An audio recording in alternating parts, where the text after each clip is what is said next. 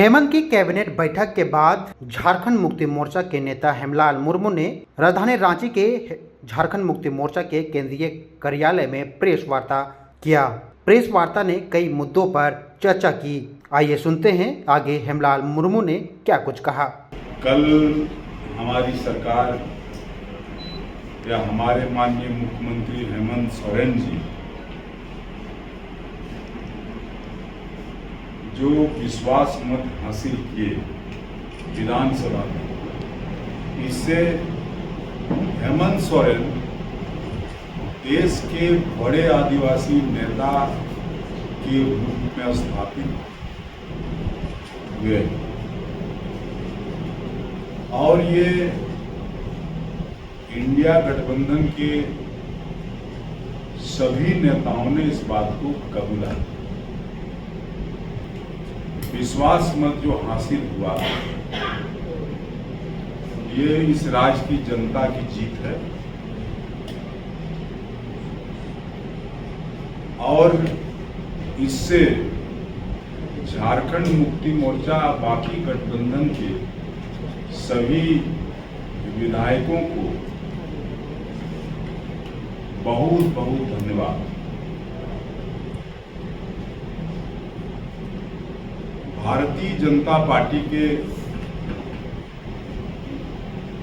गंदे विचारों के कारण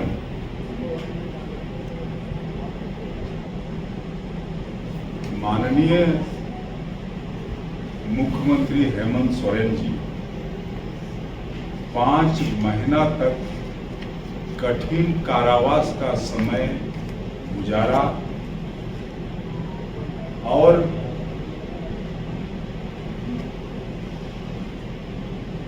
वो बेल में निकल गए।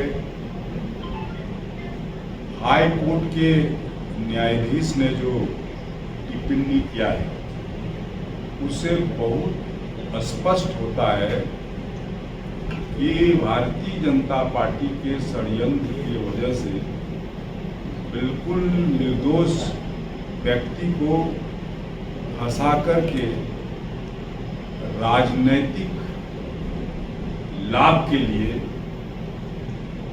ये कर्मकांड किया है। लेकिन भारतीय जनता पार्टी को समझना चाहिए कि हेमंत का अर्थ होता है सोना और सोना को जितना गलाया जाए तपाया जाए उतना चमकता है और आज हेमंत जी उस सोने के तरह चमक रहे हैं और इस राज को भी चमकाने का काम करेंगे।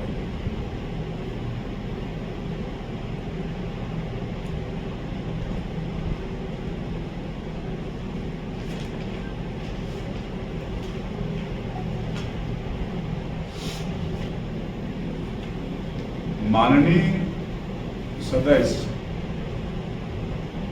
भारतीय जनता पार्टी का अध्यक्ष बाबूलाल मरांडी, उनका एक पेपर में छपा था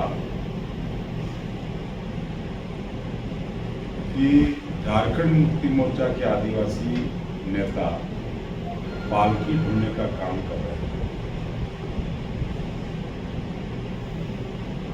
हम तो बाबूलाल जी को कहना चाहते हैं कि वो भारतीय जनता पार्टी का पालकी ढूंढने का काम करें, यही उनके नसीब में है।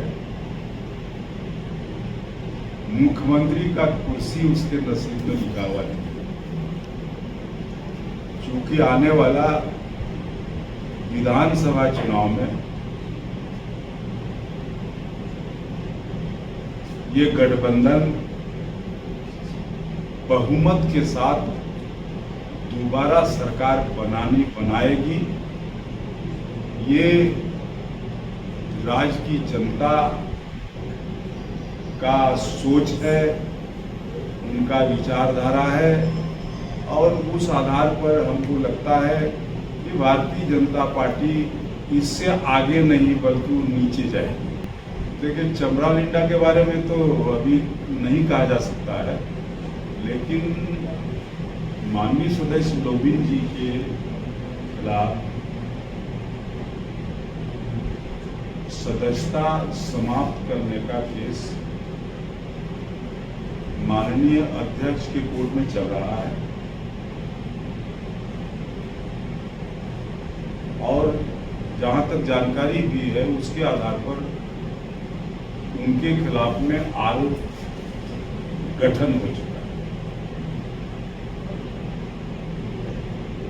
हिमलाल जी, झारखंड हाईकोर्ट से जो जमानत मिली है उसके खिलाफ ईडी सुप्रीम कोर्ट गई है। जा सकता है, जाने में क्या दिक्कत, आ सकता है,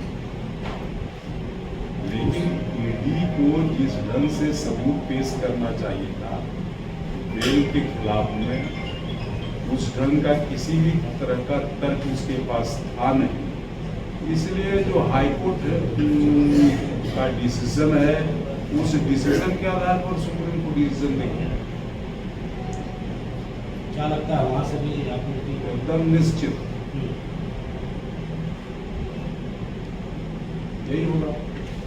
हफीजुल हसन ने जो शपथ ली है जिसमें उसने अरबी की आयतें पढ़ी हैं, उसको लेकर के बीजेपी ने सवाल उठाया, तुरंत राज्यपाल को ज्ञापन भी दिया गया कि उनको पदभार ग्रहण करने से रोका जाए, ये वायलेशन है। बीजेपी के लोगों को और कुछ नहीं सुझाता है भैया। उन्होंने यदि उर्दू में बोला, क्योंकि उर्दू दुख की भाषा है, तो वो है संविधान में कि किसी भी भाषा से लोग बोध ले सकता है बशर्ते कि वो 8वीं अनुसूची में शामिल हो। हम जब पार्लियामेंट गए थे, पहला व्यक्ति थे, हमने संथाली मत किया। दम तो इस बार भी लगाया था, लोग बेदम होके काहे लौट गया। इसीलिए वहां कितनों दम लगाए, कुछ नहीं होने वाला है। हम लोग का हेलीकॉप्टर उतरता था, कल्पना सोरेन का 2 किलोमीटर में, बाबूलाल मरंडी का भी हेलीकॉप्टर उतरता था। बगल में गोड्डा लोकसभा क्षेत्र में अर्जुन मुंडा जी भी उतरे हुए थे। वहाँ 1000-1500 आदमी से ज्यादा आदमी नहीं था, और यहाँ 12 से 15 हजार आदमी था। तो इसलिए उससे कुछ होने वाला नहीं है। वहाँ झारखंड मुक्ति मोर्चा समझता है लोग, और हेमंत सोरेन को नेता मानता है। आप कहां से लड़ेंगे इस बार? तो तय करेंगे गुरु जी, अध्यक्ष वही है। गोलियों से चर्चा है आपकी। अब जहां से वो लड़ा दे वहीं से लड़ जाएगी। खबर स्तंभ।